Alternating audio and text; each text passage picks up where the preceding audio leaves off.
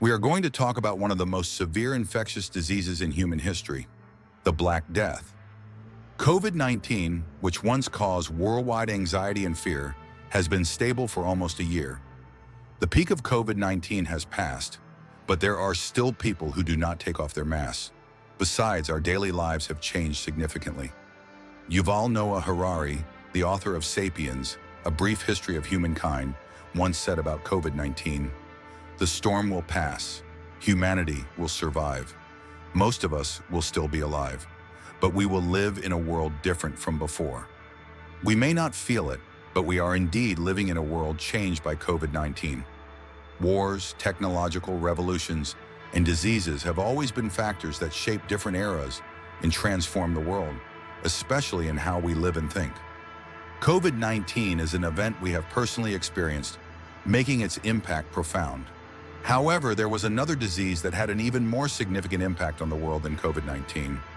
This disease not only caused enormous economic and cultural changes, but also influenced people's views on religion and God. It was the Black Death, which devastated Europe in the 14th century. Although human history has witnessed many disasters, if we only consider the number of deaths, the Black Death was the most catastrophic event in human history. The Black Death was a plague that spread throughout medieval Europe in the mid-14th century. Estimates suggest that at least 7.5 million people, and possibly up to 200 million people, died. During its most severe outbreak, from 1346 to 1356, about 10 years, it wiped out, on average, half of the population in the infected regions. Some experts believe that more than half of Europe's entire population perished due to the Black Death. Agnolo di Tura, an Italian chronicler, described the tragic situation in his hometown, Tuscany. He wrote, "People dug huge pits everywhere, piling up bodies like stacking bricks, then hurriedly covering them with soil, leaving behind heaps of mounds.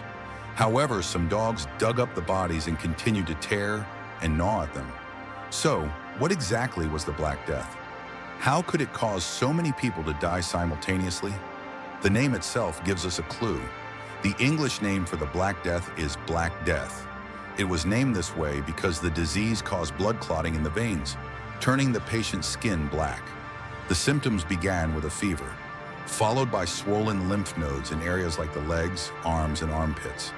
Eventually, the infected person's skin tissue would begin to decay, starting from the fingers and toes, spreading to the entire leg, turning black. The Black Death was an acute febrile infectious disease caused by the Yersinia pestis bacterium.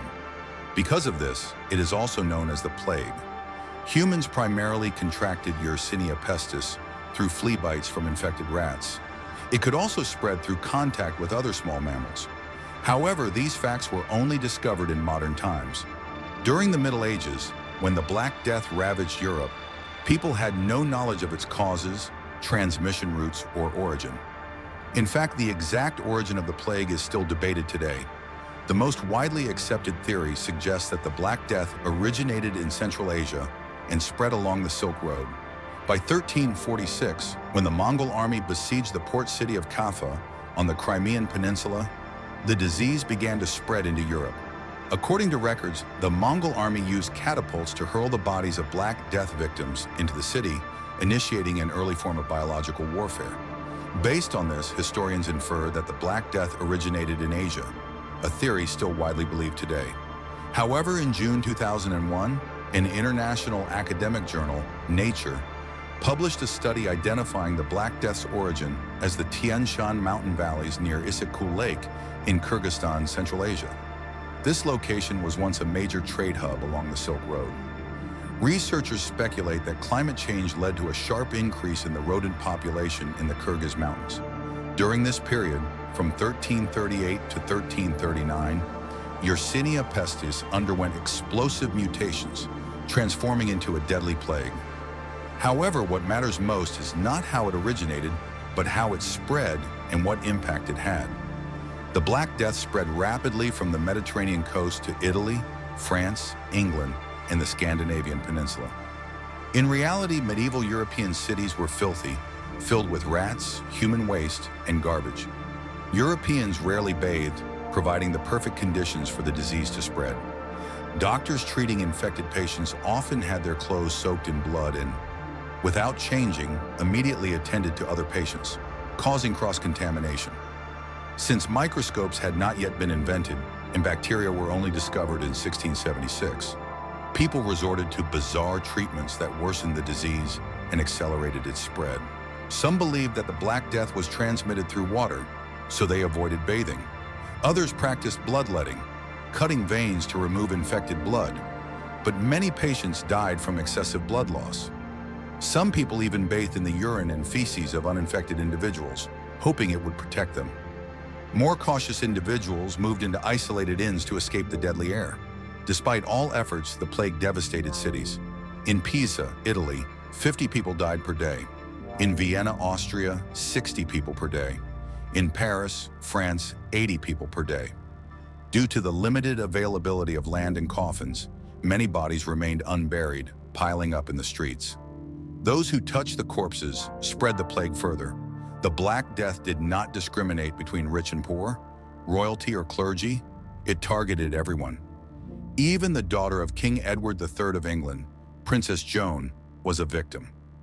Historical records state that Joan was on her way to Spain to marry Prince Pedro of Castile, but temporarily stayed in Bordeaux, then under English control. However, Bordeaux was already infested with plague-ridden rats. At just 15 years old, Joan contracted the disease and died. Had she avoided Bordeaux and married Pedro, England and Spain might have formed an alliance, preventing future military conflicts. Some historians believe this could have significantly altered Europe's political landscape. The Black Death also exacerbated anti-Semitic sentiment.